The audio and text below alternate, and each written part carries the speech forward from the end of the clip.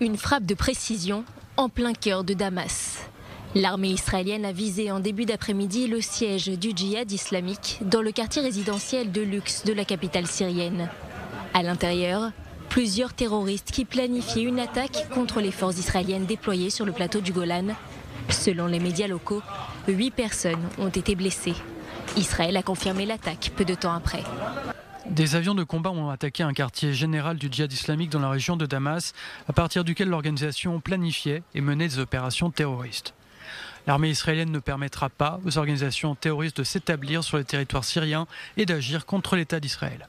Depuis la chute du régime de Bachar al-Assad, les organisations terroristes tentent de prendre le contrôle des différentes zones. Et Israël tente d'éviter toute attaque contre son territoire depuis la Syrie. Il y a 3 semaines, Tsahal a bombardé des dépôts d'armes et fait comprendre au nouveau maître de la Syrie, Ahmed al-Sharaa, connu aussi sous le nom de Abu Ahmed al-Joulani, que s'il tolérait des activités terroristes, son régime ne serait pas non plus à l'abri.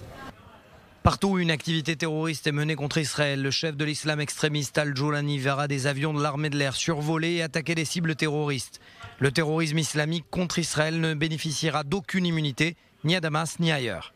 Ces derniers temps, les camps de réfugiés palestiniens concentrés dans la région de Deraa, dans le sud de la Syrie, inquiètent Israël. En effet, le nouveau régime syrien aurait confié la responsabilité de ces camps de réfugiés au Hamas. L'organisation terroriste tente actuellement de mettre la main sur les armes laissées par le régime d'Assad et de se recomposer dans la zone.